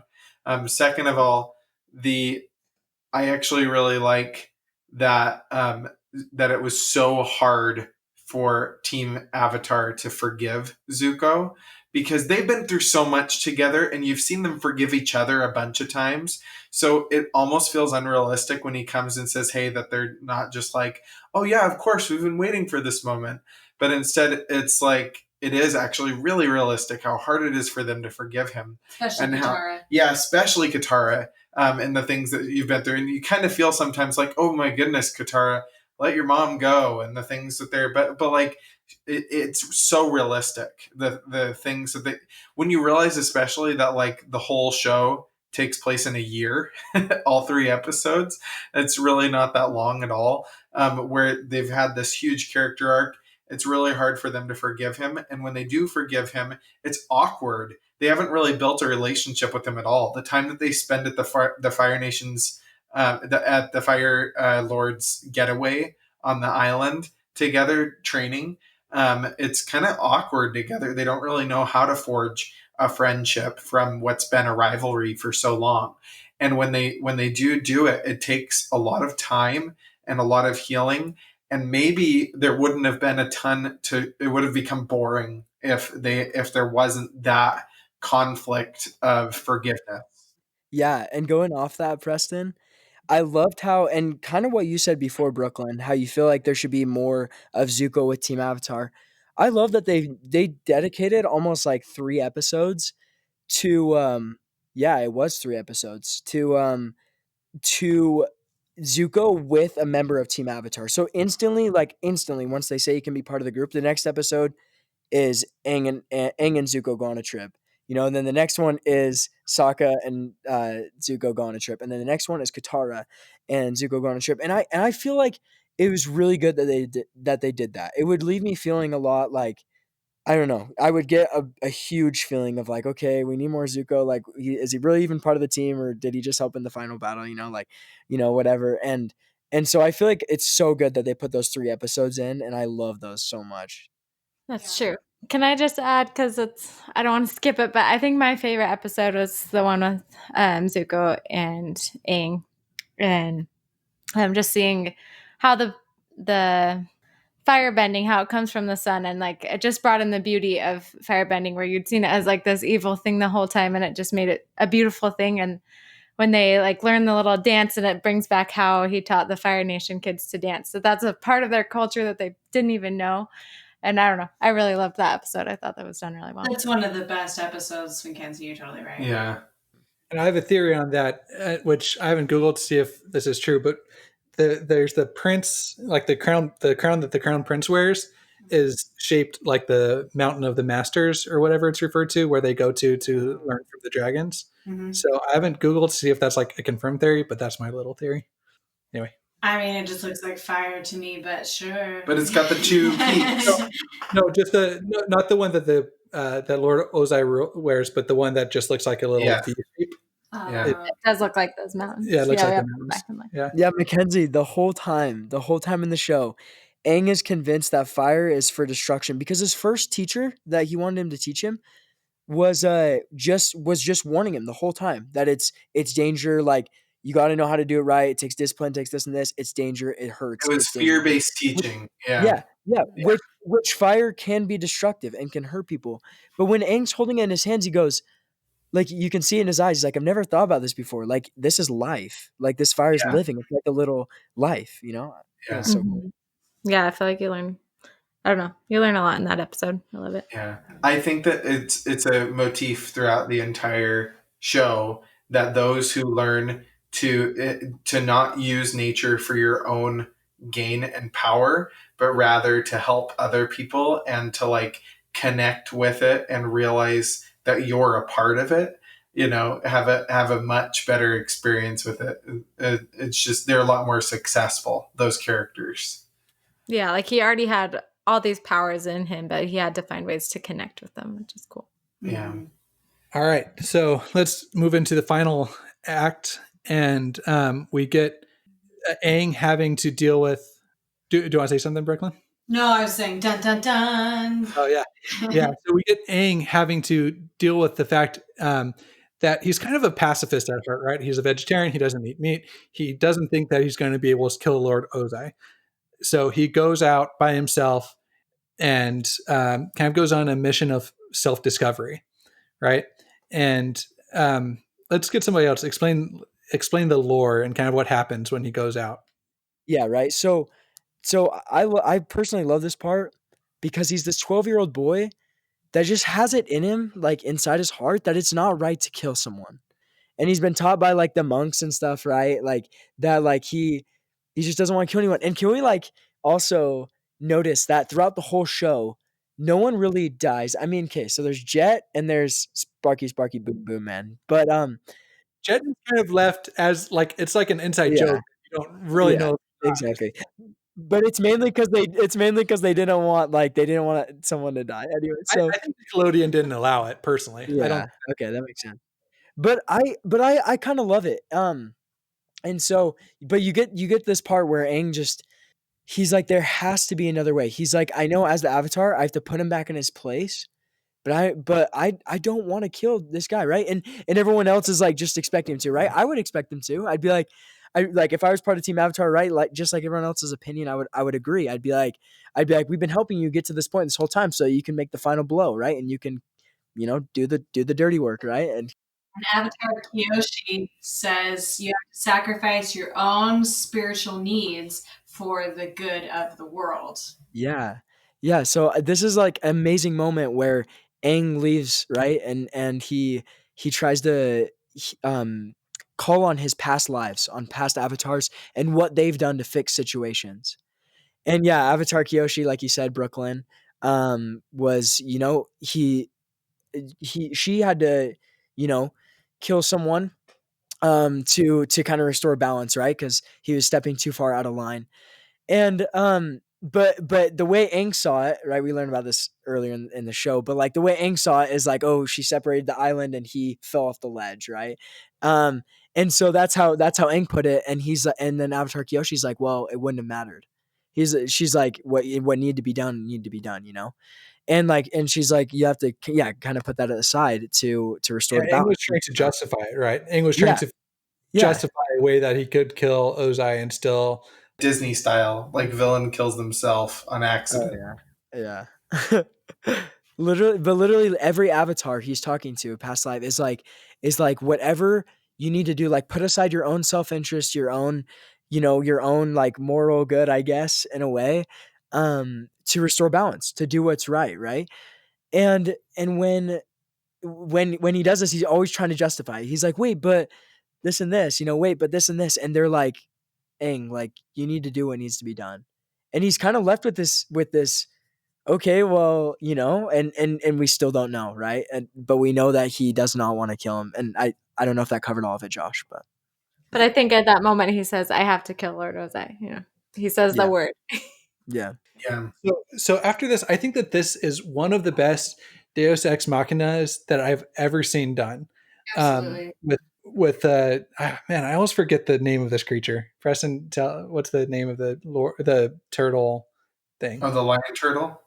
The lion turtle, yeah. So the lion turtle comes through and is a Deus Ex Machina and gives Aang this power or unlocks this power. And I've heard that this is explored more in Korra, but allows him to be able to strip people of their bending abilities, even though at the time we don't know exactly what is going on. But Aang has done everything that he knows how to do and can't do anything else, right? He's really stuck. And so, but he's determined to follow his destiny. And so we get this lion turtle that gives him the power that he needs to go forth. And I thought that this was magnificently done. I think that other series can take notes on how to execute this trope and how to do it well. I think there's a lot of really noteworthy things about it. I think that it is a brave decision on the creatives side. It's a bit of a risk to do things that way, but I think it also makes a statement about there's more than one way to do the right thing. And that also, you don't have to choose between doing what's right for you and doing what's right for the world. Like, that there's more gray area and that you don't have to lose yourself.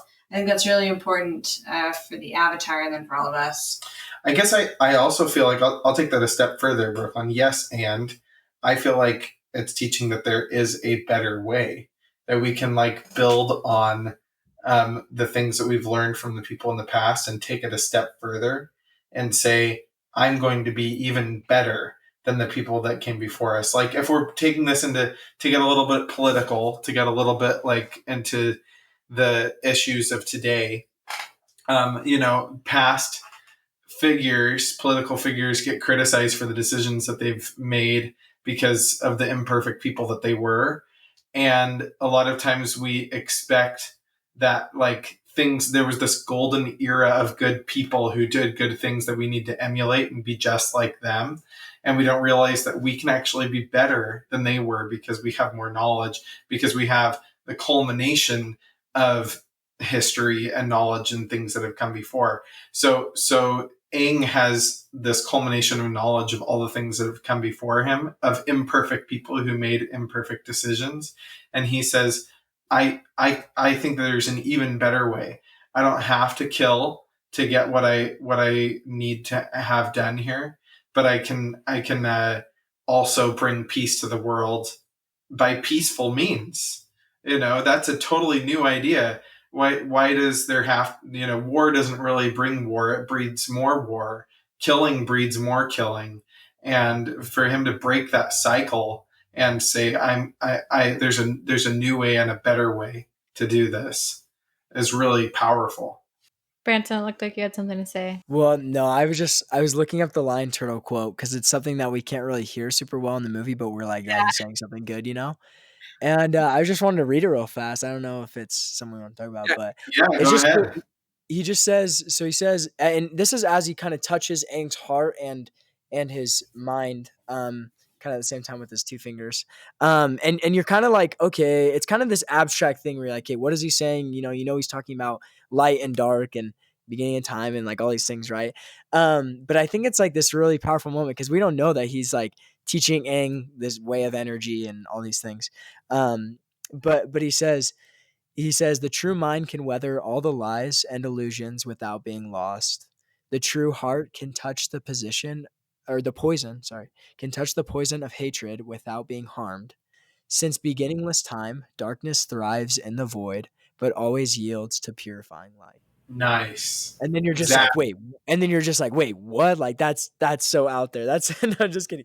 But then we just see Aang like just change so much. Like he's just filled with this courage, that he comes back at the end like a different person. He when Sokka sees I think it's when kind of the airship goes down, that the Fire Lord's on, and Aang is there on the rock, and Sokka's like, or Toph or someone asks, what was that? And Sokka's like, Aang's back, and he just looks like a different person sitting on this rock. You're like, that is not the same boy that came out of the eyes. Like that is a boy that like, sure, he's still 12, has a lot to learn, but he is filled with wisdom, and he knows a lot of things, and it's such a cool moment. Yeah, I think he's 13 at that point, but yeah. Yeah, okay, there you go. Now he's 13. Still probably hasn't started puberty, but that was puberty. The turtle, the lion. There you go. But really, yeah, you can see that he knows what he stands for. He knows what he needs to do. He's willing to do it. Yeah. That confidence that comes with that. So anyone want to take the last battle, summarize that quickly? I can do it again. Yeah. So basically, like you said, Fire Lord Ozai is all about going to just burn down the rest of the world so that they can, just that you said, like the Phoenix motif, it'll all rise from the ashes as a new reborn Fire Nation, and he'll be like the supreme ruler of the world. When his plan is thwarted because his ships are taken out, then he's so angry with Aang, and they finally have their battle that he comes out of nowhere, having learned that new power. And we think that it's exactly the culminating moment that we've been waiting for the entire show, which is that he's facing the Fire Lord and they're going to fight. It's going to be so cool. And it really honestly doesn't disappoint at all. It's a really cool battle. It's an awesome battle, especially when he takes and wraps himself with all 4 elements around him in a big sphere and is barreling along and flying through all of the pillars of stone with it. And it's an incredible moment.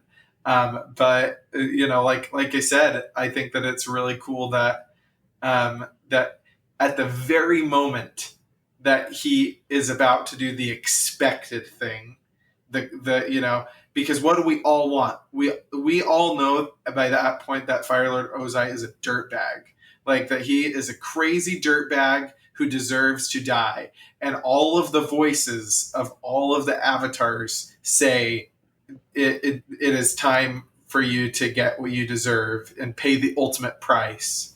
And Aang steps in and with what he's learned from the Lion Turtle with the quote that Branson just read, and says, "No, there's a better way than has ever been done before, a higher way, a way of light, which is that there is consequences for your actions. We're not just going to let you walk away from here and be like, it's all right, everybody's fine, we're friends." But like he chooses a way that will bring consequences about, but also doesn't have to be capital punishment, So I kind of thought like throughout the show that it would end with all of them fighting the Fire Lord together, that they were all going to be helping Aang. And so I love that it was just him in that moment, that it really it came down to he was ready. He did have all the things that he needed. He was prepared, even though he didn't think he was going to be. That he, like we said, he had that confidence and that he ended it and on his own. It was his destiny. It ended up being his alone. And yet they were all helping him in different ways, just not in person, right? Because you had everybody fighting their own battles. Yeah. And can we just think about their heart for a second? I mean, like here you have this big, strong, scary guy who knows what he's been doing because he's been plotting this for so long, right? And he's been working on his firebending for so He's long. ripped. And yeah, right? He's literally like this shredded man who is a really good bender, really good fighter, and also really good at manipulating people and getting what he wants. And and some people would see that as successful, right? You look at him and see his position and his physique and everything, and you're like, this is a successful guy, right? And you see this, as Preston was saying, now 13-year-old boy, right? No, I'm just kidding. But you see this little boy, or this young teenager, whatever you want to say, and he's learned a lot, right? But really, it's you see their heart at that point, because you see Aang just wants to do good. He wants people not to fight, and he wants there to be peace, and he wants people to get along and to love each other. And and so you see, and you even see that when he doesn't want to kill Fire Lord Ozai. When Fire Lord Ozai, all he wants to do is, if he could kill the Avatar in the Avatar state, that's his dream. If he could just do that, and so you get him where he'd be like, yeah, I would kill the Avatar in a moment's notice in the Avatar state or not or whatever. But then you see Aang, who doesn't even want to kill him, even though he has every reason to, right? We see that he has every reason to, and just to see their hearts at that point, and just to realize that the good heart prevails. It's this boy. He's not he hasn't been training for years and years and years, and he's not this super what you'd call successful, but he has a good heart, and he wants to do what's right. So he's gonna try everything he can. Upbringing with the monks and everything, that everything had prepared him for that moment. I was gonna say honorable mentions to like Suki. We haven't even really talked about Suki as a character and how incredible she is in those last few scenes. She's just an awesome, powerful character throughout all of that. And I was going to say in Toph during that final air battle too, as somebody who has to, like I talked about before, has to learn to rely on other people because she's so outside of her element in that final battle. She can't even see because the only way she sees is through her feet, and she's up in the sky, and like she's really blind at that moment, and so many cool things happening in that moment. And then like Katara, who had to learn how to forgive Zuko, working side by side with Zuko to defeat Azula. They've all like overcome their personal weaknesses to be able to have that culminating moment. Okay, just one other thought is just that when the Fire Lord all of a sudden just gives up Fire Lord like it's nothing, and then he wants to be Phoenix King, and you look at him and you realize that there's you just see him and you're like, hey dude, like no matter how much you keep trying to promote yourself, like you're never gonna be happy, like you're never right, and you can see that, and so I love like it's like, can't you just be happy like where you're at, right, and can't you be grateful for what you have? And Zuko totally is so grateful for what he has and makes the most of right where he's at. When it comes this time, as we'll probably talk about in a sec. But Okay, so have we said all the good things we want to say? Because I have a critique. Yeah, go for it. Okay, so this is going to be my main critique of the series. And do you remember like what Sokka comes up and says right after they defeat the Fire Lord? I don't. What did it say again? He comes up and it's either Loser Lord or Lord Loser, and like makes a funny face. And I think Oh, that my least favorite thing about the series is the humor in it. And I know that that's like I think that that's the thing that was really meant for like the age group was the humor, right? Like it was meant to make 10-year-olds laugh. And I think it would succeed in making 10-year-olds laugh. So I don't want to say it's like a straight up negative thing or it was done poorly, but it wasn't to my taste. And so I'm recognizing that this is my taste thing. I'm not trying to say it's like objectively bad, but I think that a lot of times um, humor was used and it kind of took away from more serious moments, and it was just used not very effectively. I Again. would venture a guess. I'd be interested to see a poll on this subject. yeah. I'd venture a guess that you'd be in the minority there, Josh, although I do see where you're coming from. And we talked a little bit about this leading up to doing this show too, where Josh challenged this idea and said that maybe has to do with, well, I challenged it on my own. I watched this the first time a long time ago. Maybe it had to do with when I watched it at that moment in my life. And maybe if I'd watched it for the first time as a 20 something year old or 30 something year old, that like I would then not find the humor as funny. But like, I don't know. I feel like even when I watch it as an adult, I still think it's pretty funny, the whole show. But when you even said that, I was trying to think if there was any jokes that I was annoyed by or like that were. There's definitely some that I don't love. The dad humor is strong in this show.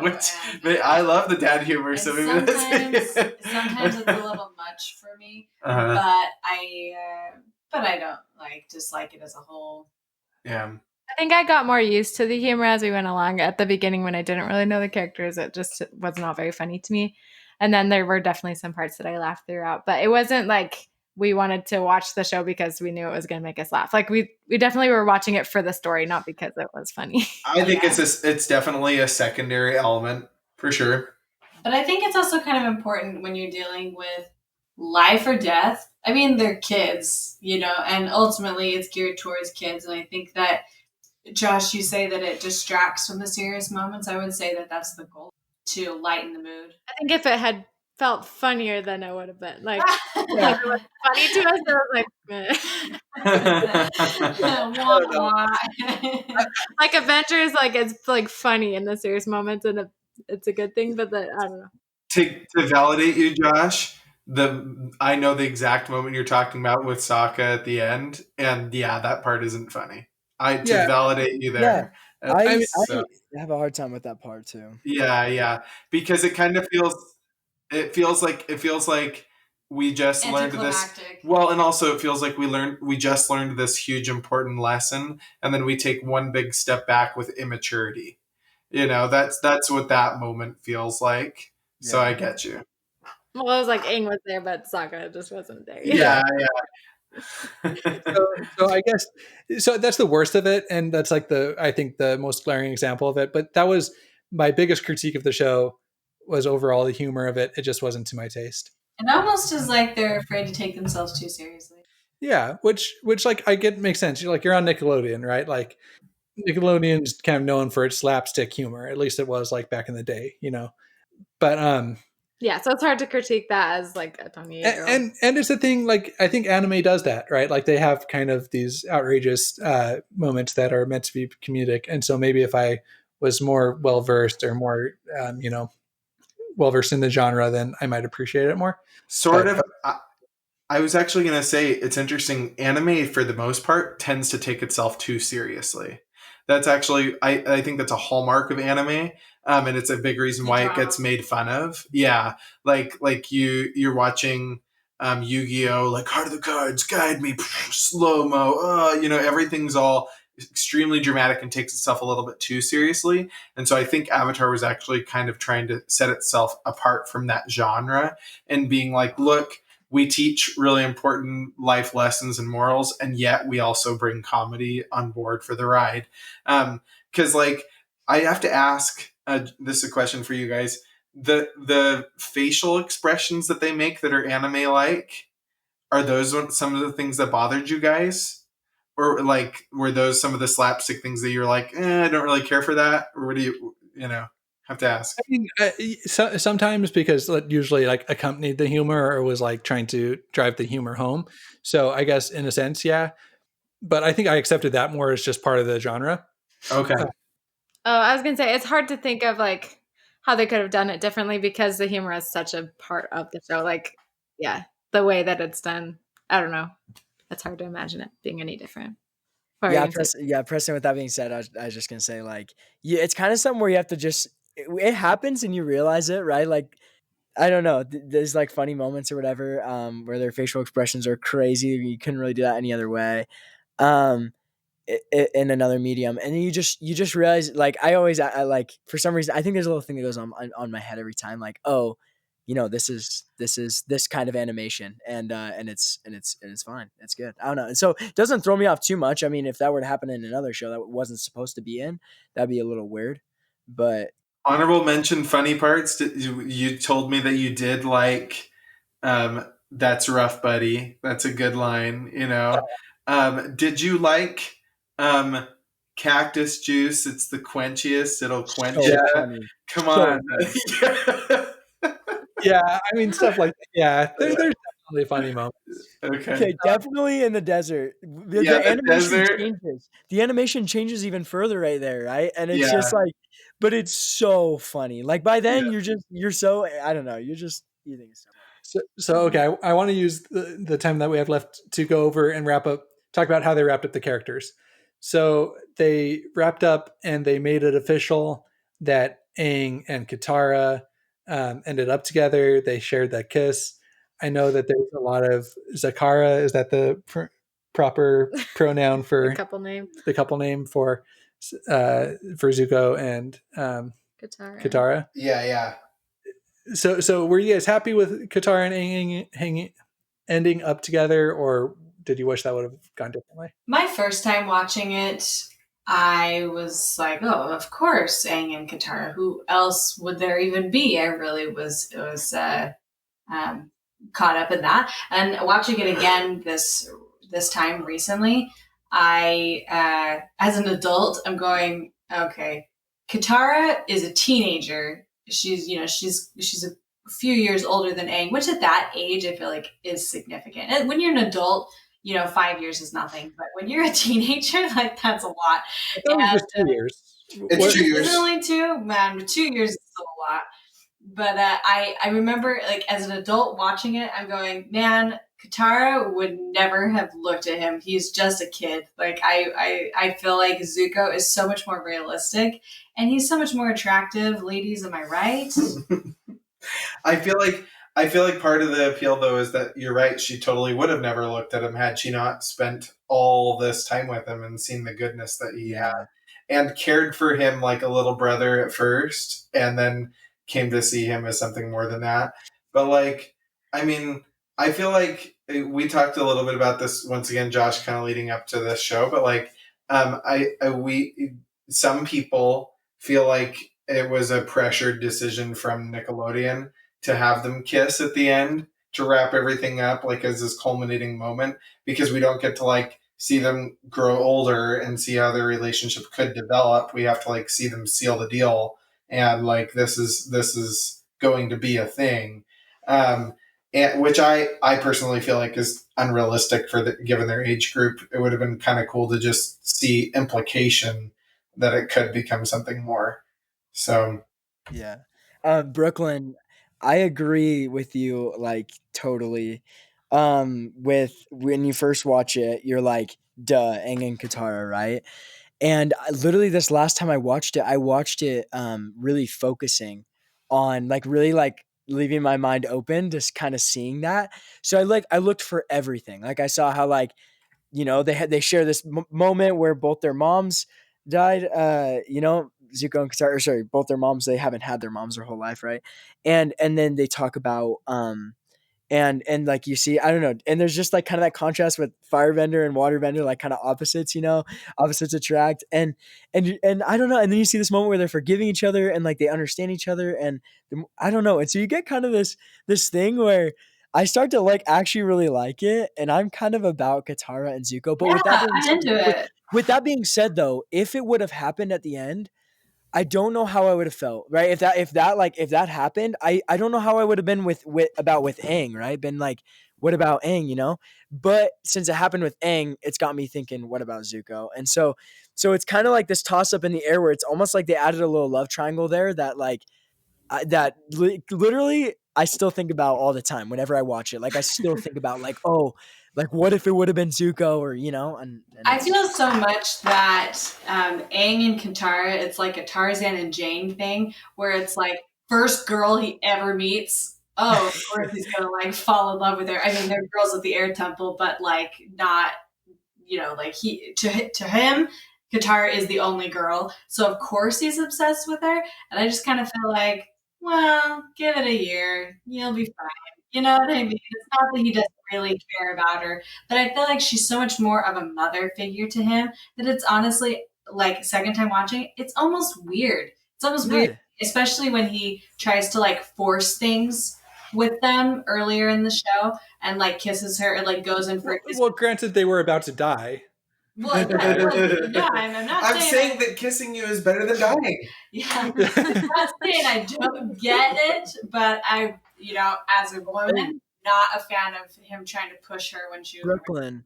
Yeah. Brooklyn, I'm with you there when they kiss outside the movie because Aang is confused, or like Aang really wants to be with Katara, but like he does, and so he kisses her. Yeah, the play. Sorry, the play, and at that moment you hear Katara say, "I'm just confused," right? And like Zuko sat between them at the play, and you get this moment where you're like, yeah, maybe they should just be good like friends and always be basically like family, and she should be with Zuko.